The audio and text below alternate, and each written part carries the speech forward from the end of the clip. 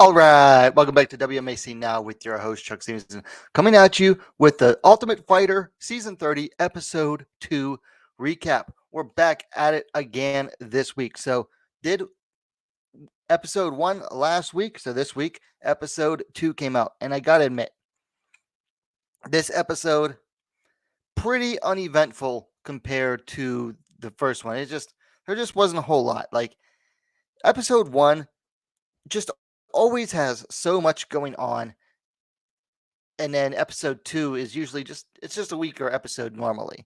Uh, and then it culminated with the first ladies flyweight bout between Helen Peralta and Kaytlin Neal. So let's get down into the episode. So it starts off, and they do the usual recap of uh, the first episode and recapping, excuse me, recapping the fight where Niall Bartling from Team Pena lost to, I want to say his name is Kyle from Team Pena.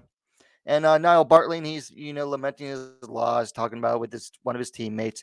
But then they show him and his opponent, and everything's all good between them. And they're discussing, just how hard of a fight it was for them, which you could tell because both of them were gassed out by the end.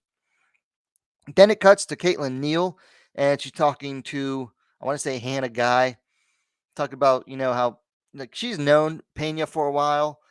Doesn't get too deep into it, but knows Pena, knows her team. Like they've been connected before.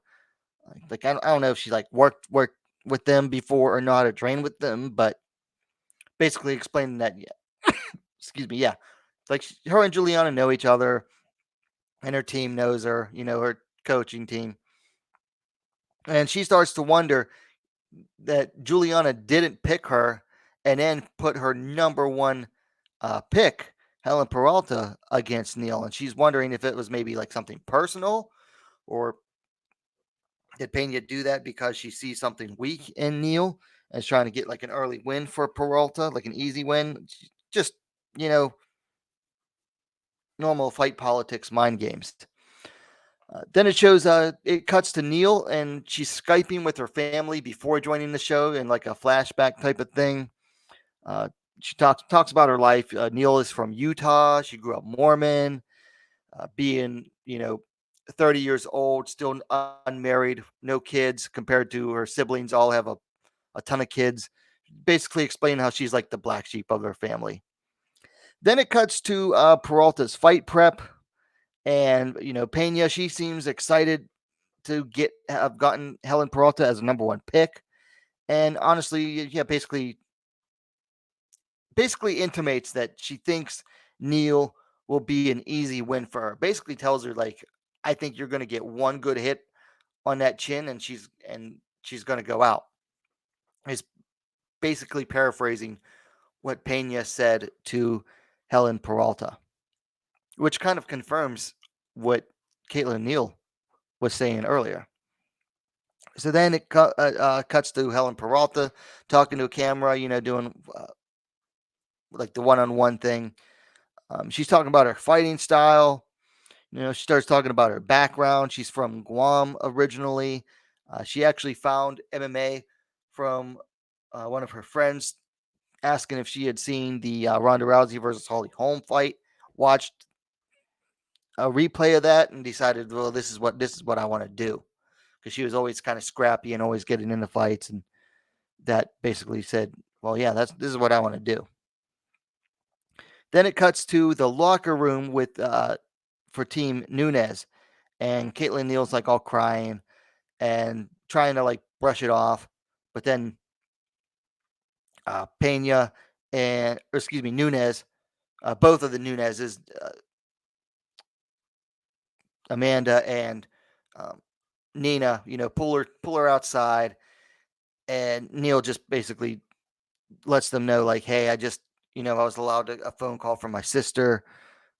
Her dad had just died, and then goes on about how her dad had been suffering from addiction for years, and she had cut him off like 8 years previously. Just, the typical, I don't want to come off as harsh as saying this, but this is like the typical Ultimate Fighter / Contender Series, like sympathy porn. is what it is. Like, oh, it's the sad story, the sob story, and we're gonna make sure to put this to the forefront to make you feel for the fighter.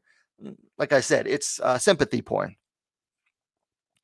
Then it cuts to Neil's fight prep, and basically from what I got from what Nunes was saying and how they were training her, they were planning to keep the fight at range.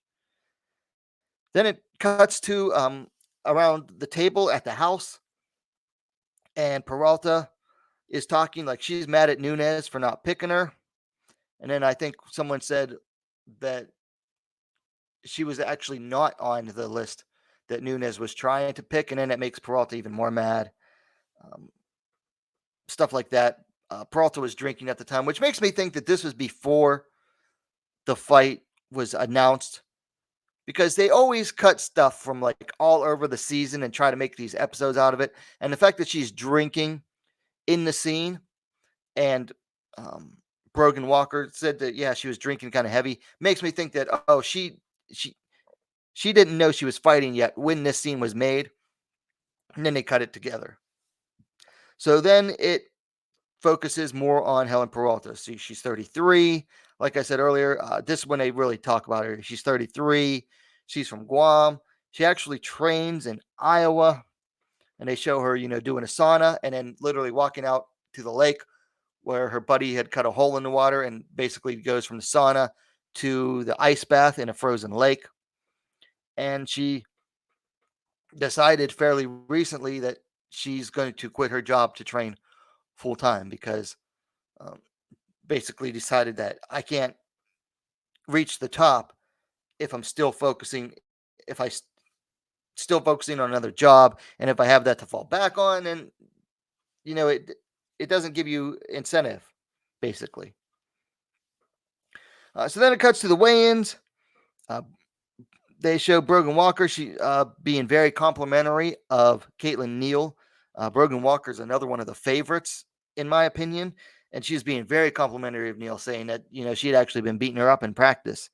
And then it cuts to Bobby Maximus, the oldest guy on the show from season 2, I believe he was on, and saying that Helen Peralta is scary. Like he wouldn't want to be get across from the cage, like if whether she was a flyweight or a heavyweight. Like nobody really wants to be across from her because she's that scary. So then it gets to the fight time. Helen Peralta of Team Pena versus Kaytlin Neal of Team Nunes. So let's break down this fight just a little bit here. First round, I thought there was a lot of good clinch action, and I mean a lot of clinch action. It was pretty good. Both were doing the dirty boxing, and I'll tell you what, the money shot of the fight were the uppercuts in the clinch by Helen. Neal tried for a single leg takedown, failed, but landed some nice knees.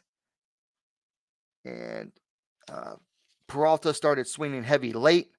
I thought it was a very strong Helen Peralta round. Round 2, there's a slow start.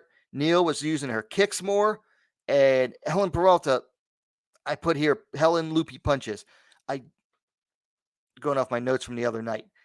Man, I excuse me. It makes me wonder, can Helen Peralta throw a straight punch? Because I'm seeing her throwing punches, and it just reminds me of like very old Vanderlei Silva back in Pride. It just all these looping punches. There was a late takedown by Neal, and it goes like within the last 10 seconds, and then it goes to back to the corners, and the judges declared it a draw, so it was going to one more round. So the overtime third round. So for the third round, Helen rushed forward early to get to the clinch. They exchanged control a few times, and then they break up, and there's some distance fighting. Neal finally started using her range more, which was basically the plan from the start, it seemed like. She threatened some takedowns, but none really scored. Really close fight. Goes to the judges, and they award your winner via split decision was Kaytlin Neal. Really close fight. Excuse me. If it were me, I probably would have given it to Helen, but I don't blame him for going to Neal necessarily. Like, not it was a close fight, not a robbery at all. Just, I think both fighters let it get a little bit too close. So then it goes to the fights, and Nunes picks from her, I believe it's from her team, Mitchell Sipe, to face off against Team Pena's Muhammad Usman. And that will be the heavyweight bout for next week. And it's a bit of a grudge match, particularly for Mitchell Sipe. And they showed that, coming up in the scenes, and they were already jawing at each other for the face-off for the cameras. Then it shows then it goes into the preview for the next week with these two just constantly jawing at each other.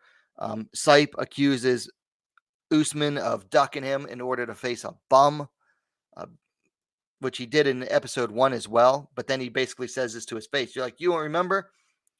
You claimed injury, and then a week later, you're facing some absolute bum. So Sipe just accusing Usman of ducking him all this time. So next week's episode looks to be a lot more fiery, hopefully a lot more eventful than this episode was. The flyweights, ladies flyweights, bringing good action. Peralta was one of my favorites, but I'm not upset that she lost because, when you take out one of the favorites in what is essentially a tournament, it just makes things that much more interesting. Might not get to see her fight again. I say might because you just never know. I kind of hope we do because, man, she's just violent, and I like that. So anyway, those are my thoughts. TUF season 30, episode number 2. So let me know your thoughts on the show, on the episode, in the comments down below. Like the video, please give it a like, share it as well. Let's spread the word. While you're at it, don't forget to subscribe to WMMAC Now, the best, most complete women's mixed martial arts dedicated platform on YouTube. Thanks for watching. We'll see you next time.